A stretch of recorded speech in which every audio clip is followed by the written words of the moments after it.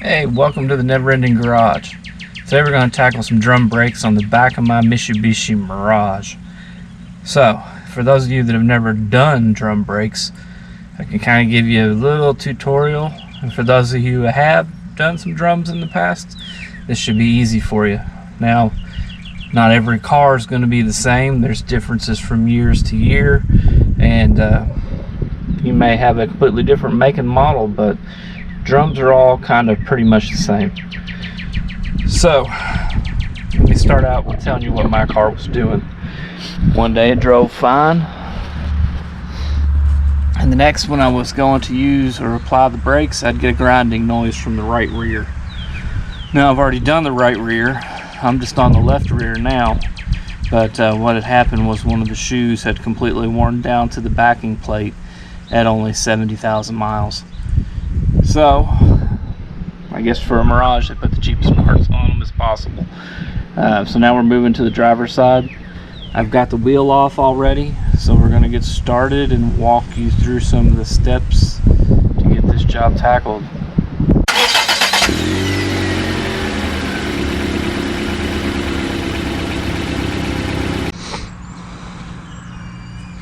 So, you've got a cap here that has to come off.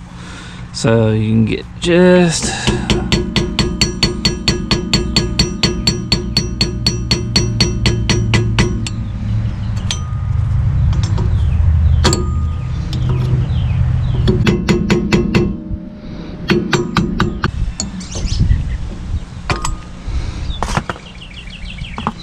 alright, so your cap's off. Next, that nut needs to come out. Now, the easiest way to do that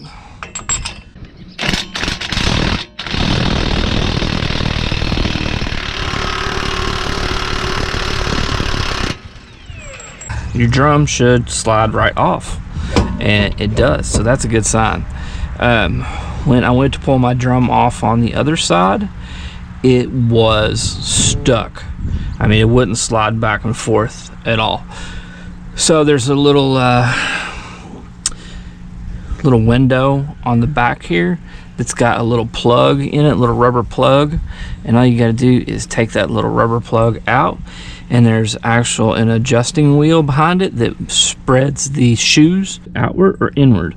Now if the drum wouldn't come off, you'd want to turn the little selector wheel so the shoes go in, and makes the drum easier to come off. Now also, if you have to fight with it, you can tap it with a hammer all around the base, but you don't want to get too aggressive with it because sometimes they just won't come off. The easiest way I have found when that happens is to put the wheel back on the car.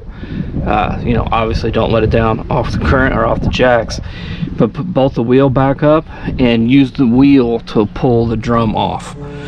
So this one seems to be working. I'm willing to bet you there's going to be plenty of life left in the shoes. It looks like that one over there was set too tight, and that's probably why it wore the shoes down. Let's just grab it and pull it off and set it to the side, and then we can see what we're looking at in here. Nah, it's pretty much worn down too. Not as bad as the other one, obviously, but pretty well worn down. You see all that dust in there? Now, I will tell you that there is asbestos in your brake shoes and in your brake pads, so you don't want to be breathing any of that in if you don't have to. So I'm going to take this drum, lay it to the side, and let all that asbestos cancer causing crap fall out, then get as far away from me as possible, and then we'll start removing some of these springs. But let's just look at what we got here before we get started. We have one spring. I usually start at the bottom. You have spring up high. There's a spring behind it. Here's the little selector wheel I was referring to. And then you got these little locking tabs. Then this shoe right here on the back hand side, there's like a little C-clamp almost that kind of slides in and keeps it attached to, I guess, your parking brake cable. Now that was the only thing that I wouldn't call it hard by any stretch of the imagination, but the only thing that gave me a couple minutes of difficulty on the other side. So if you look, you'll see there's no shoe left over here. A little bit of shoe left over here, but not much. Now I've got new shoes and new hardware. For this particular car, I ordered it from AutoZone. I like to start at the bottom. First thing I'm gonna do is remove this spring. I'm gonna get this top one and then the inside one, then the locks, and then the little retainer clip on the top. They sell a tool for these springs, but I've never had much luck with it. What I do like to use is a pair of vice grips. So I like to start out by getting a good grip on the spring and pulling it out. Pay attention to how this goes on. It will confuse you if you don't. Now we're also looking at our wheel cylinder to see if there's any leaks.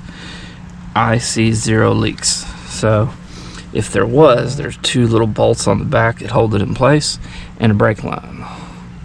So there's brake fluid in here. When you put your foot down on the brake, what happens is it causes this to expand, and this gets pushed out into your drum. Now I'm going to proceed. Anybody got any questions? So we'll grab the spring here. I'm going to move it over to the side.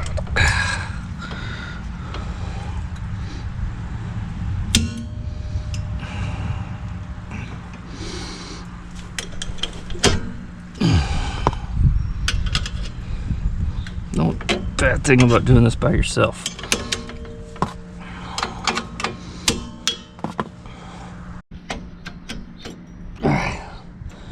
It's all about angles. We need to be able to reach back in here, grab that spring, and go forward with it.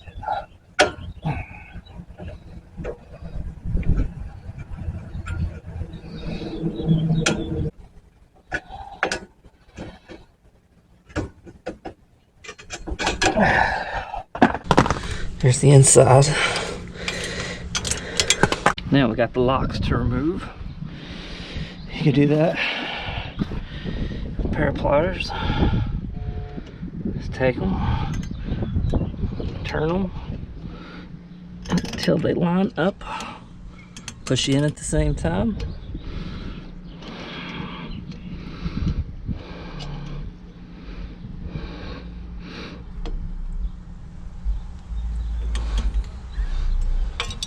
And they release. Now if you don't have new hardware, try not to break anything so you don't have to replace it.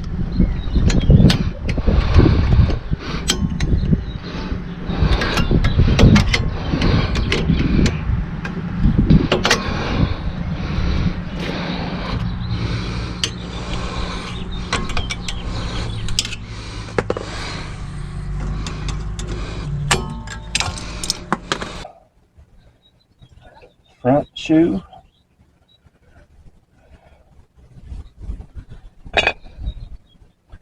the adjuster, this little thing. Now, back shoe, like I said, there's a little clip here that helps hold that together, keeps it on, and that's the only thing that is a true pain in the ass to get off. You've got to spread it apart. Now, the kit that I got, these little retainers are not the same, so I had to reuse them. I was a little rough with the one on the driver's side or passenger side, so this one, trying to be a little more conscientious about being able to reuse it. Now, that's it. That's a complete tear down. I have 2 new shoes and hardware. So,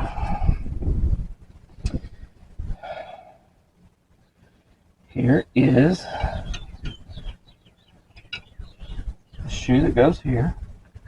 You can use your vice grips to get it started.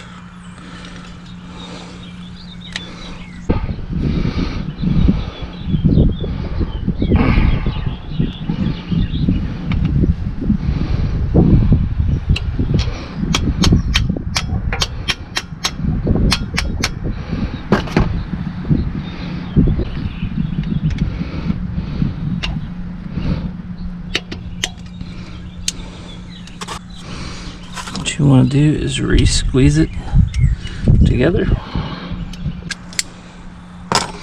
There, problem solved. Okay, so now the shoe sets in here like this.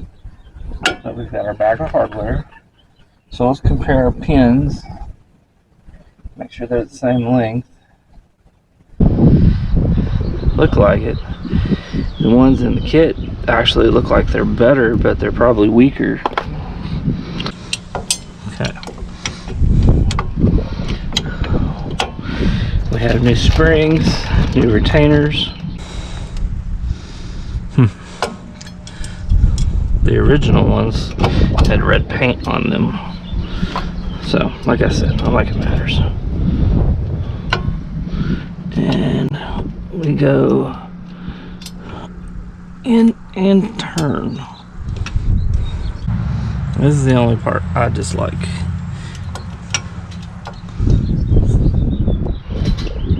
Hey, I need your hand real quick.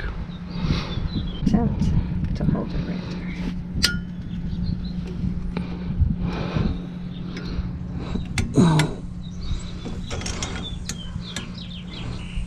If you paid attention when this came off, all the extra pad material is up high. So, you can do this one of 2 ways. That little selector gear wheel can go in there after or while you're trying to do this. I have found that it's easier to put it in after. So, we've got another pin that goes in the back.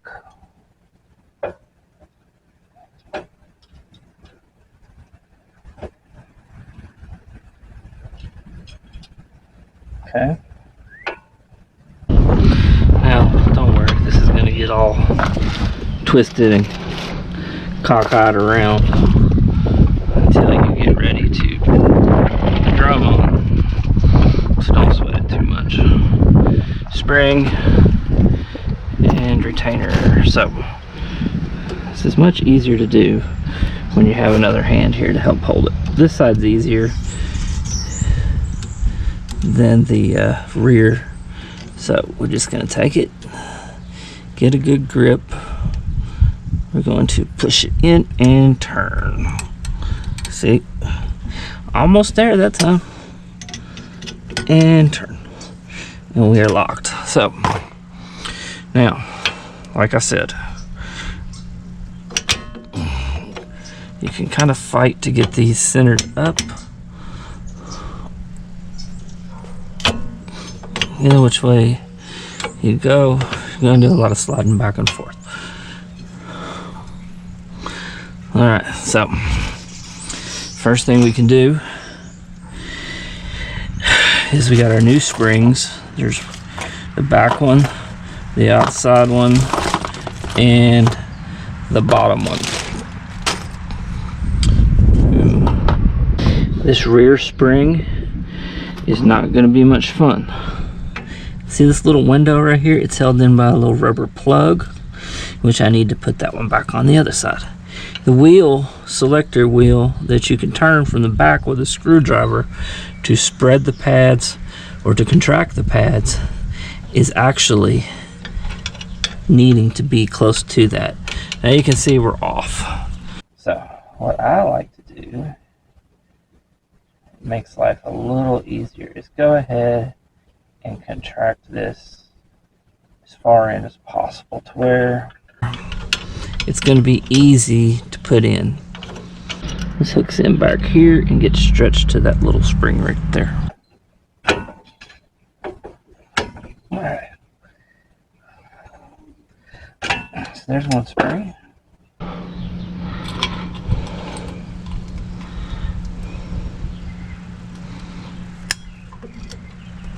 Okay.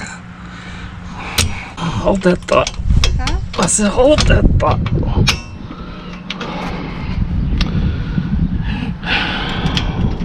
Your little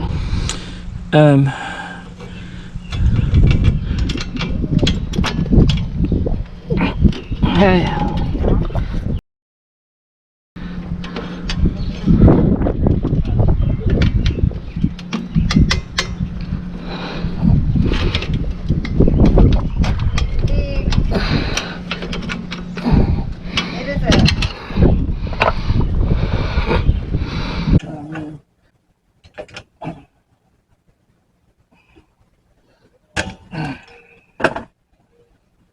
So now remember, we have to spin our wheel to get it more aligned with the window, which is about right here. You could probably record that too, huh? Maybe. Getting closer. Little view window is right there.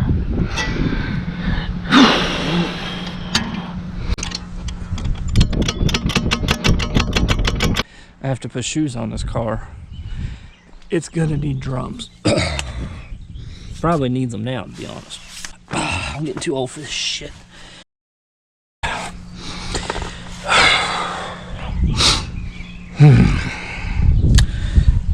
What a waste. I gotta get back up and do that stupid shit all over again. Your bearing, which is a sealed bearing here, we want to make sure that we don't have any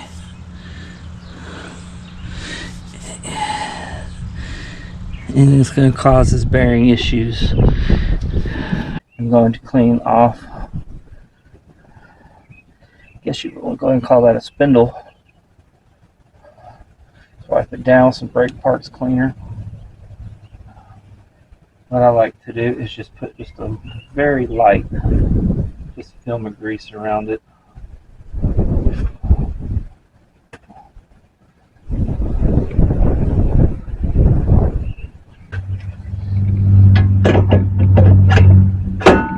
Alright, so when you spin this, you want to have just the touch of resistance.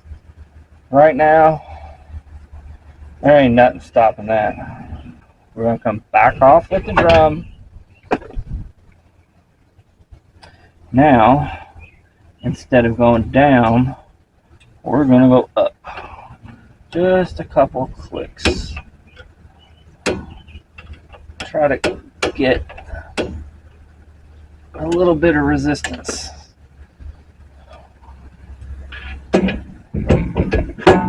You'll be able to hear it and feel it.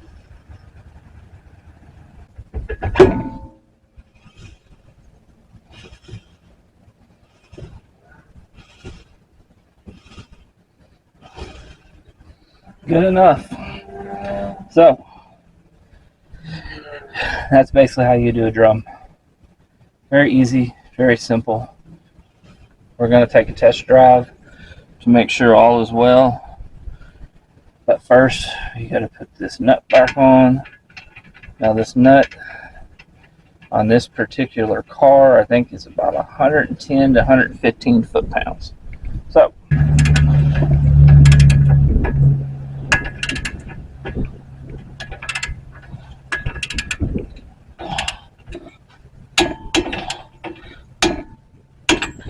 all right. Now, our little lock is, or cap is going to go back on. Hammer all the way around.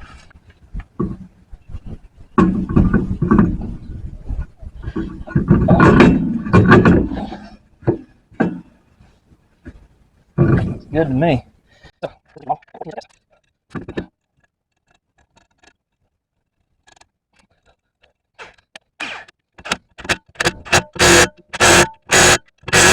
Let's give it a little whirl.